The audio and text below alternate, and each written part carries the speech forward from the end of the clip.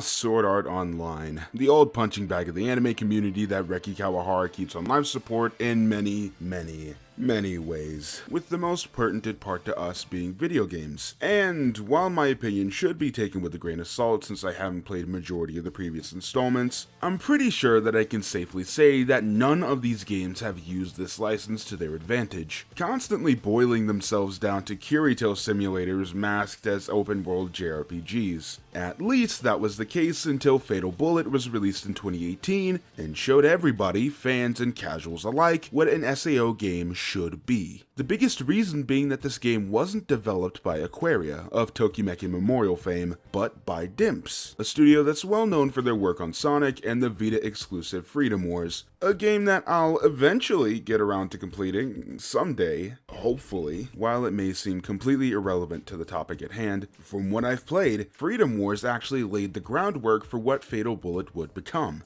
Even down to smaller things like the UFG and the customizable AI waifu, because what the fuck else did you expect from SAO at this point? Speaking of which, what sets Fatal Bullet apart from the rest of the series is that you don't play as Kirito at all. Mostly.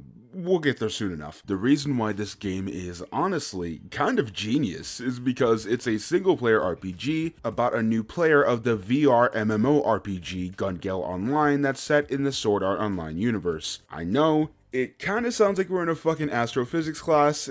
There's levels to this shit. The original story itself is serviceable. The focus is on the aforementioned new player and their friend Kureha, who peer pressured them off screen into playing the game, discovering an advanced AI, which I'm sure bored the fuck out of everybody until they realized that it's customizable. Yes, you can max out the sweater puppies, you fucking degenerates! After this, the entire narrative could have easily just de-evolved into a retelling of Season 2, with the only difference being your OC being there. But Fatal Bullet actually uses this game-within-a-game setting to its advantage, by having the overall goal being this new dungeon as a part of an update to GGO. It's extremely meta, and it does a damn good job of selling it. The entire game, from the quests to the UI, feels like an MMO, despite the game deliberately being a single-player RPG. The characters constantly reference going back to the real world, which naturally takes you out of the experience, but instead of feeling jarring, it almost feels purposeful. This is the only time where turning off the console and coming back the next day feels like it's just another part of the game, because since this is a game within a game, it's almost like you, the viewer, sitting right there on your couch, is a part of the SAO cinematic universe just by turning on your console. Is this the Matrix? Is this why it's returning? Keanu, help! At the end of the day, this is an action JRPG, but with a heavier emphasis on guns for obvious reasons, and the gameplay is just a more fluid, fast-paced version of Freedom Wars, so take that as you will. The missions do end up having the same repetition issue that something like God Eater has, where you're constantly sent on the same kind of missions in familiar areas. Kill this, collect this item, fuck this,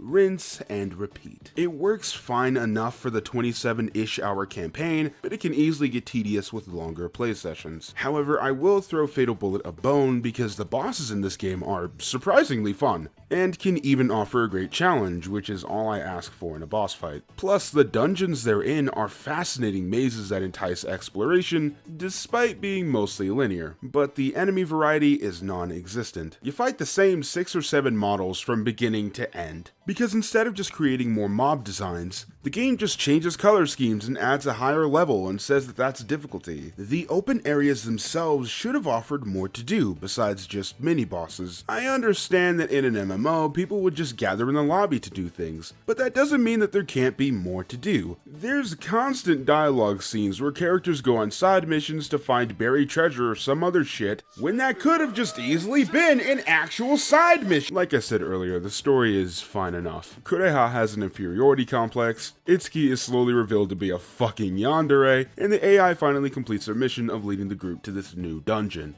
And if you think for 1 second that we're actually reaching the end of the story, then you're a sweet summer child who's too pure for this world. Because the game decides to just bring the main campaign to a screeching halt just to shoehorn in an adaptation of SAO Season 2. Because Reki Kawahara just can't help himself. This is done through Kirito mode, a seemingly optional side story that quite literally takes a piss on everything that makes this game unique. It throws all of the immersive meta-narrative into the garbage and makes you masquerade as the fucking harem king again. What makes it worse is that you have to complete 4 fights with, hands down, the worst fucking pistol I've used in my entire time with this game, and you can't change weapons either. So the only way to actually win is to spam sword barrier and mash X like I'm playing Kingdom Hearts. And what's worse than that is that you need to play this in order to get the true ending. Hence why I said that this mode is seemingly optional. For those who care, I am going to spoil all 3 endings, even though they're very predictable. We're not working with Oscar level writing here, people. The bad ending consists of either your childhood friend Kureha or your new friend Celiska biting the dust, kicking the bucket, getting marked. What makes it more complicated is if you engaged in an optional romance with either character. And the true ending is basically the same thing, but everybody lives,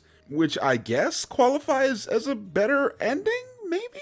As much as I like this game and the fact that there even is multiple endings, the requirements for the true ending are so unrealistically obnoxious that nobody who isn't named Gerard wouldn't be able to naturally figure them out on a first playthrough. First, as previously stated, you need to complete Kirito mode, aka the worst part of the entire game, not to mention that it's time sensitive. But before you even think about that, you need to complete various ranks of affinity with at least 10 different characters, both on and off the field, both of which require different tactics, not to mention that you also have to complete certain quests. Then, and only then, can you see a completely different cutscene where only one extra character lives. That is a laundry list of chores, and I'm 90% sure that I still missed something. No matter what ending you get, your yandere boyfriend who was behind everything gets away in the end, setting up a sequel that's never happened, or at least hasn't happened yet. Boy, that is anticlimactic. As you can probably tell by the title and my general tone, despite my complaints about the game, Fatal Bullet is extremely promising. Bandai hired a developer who already had a good foundation, refined it, and ended up making a really solid adaptation. You can easily just take this overall skeleton, add new content, a different story, title it Gun Gale Online, and you can easily have a new JRPG franchise that's connected to SAO, while not constantly depending on Kirito and his 2D concubines. But unfortunately, this is the real world where dreams go to die. The SAO license was handed back to Aquaria, and as a result, we got Alicization Lycoris, or Licorice as I refer to it, a game that is mostly a beat-for-beat adaptation of the 3rd season. And I gotta ask, why? Why?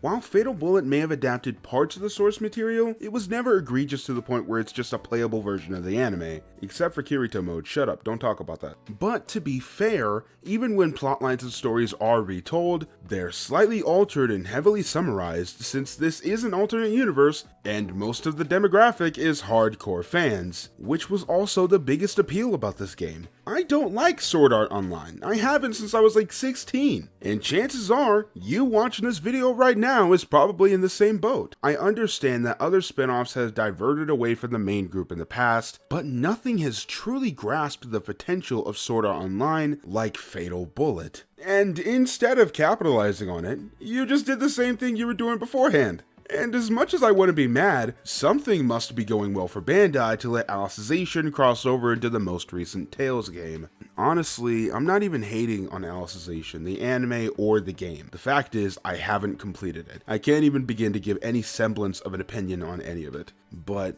even if it's as good as people say it is, I'll always have a bit of a disdain for the way this was all handled. I can only hope that Dimps is given another chance and is able to offer us an even better imagining of the SAO world. But until then, I hope you all enjoyed the video. I had a hell of a time with this game, even though I haven't even scratched the surface when it comes to content, with the metric shit ton of DLC that's included. But anyways, if you like anime games and want to see more, then don't forget to like, subscribe, and all that jazz. I'll catch you guys next time. Later, kids. Have a good night.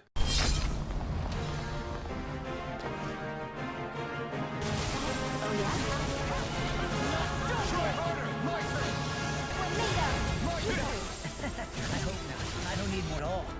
But I'm still in this to win!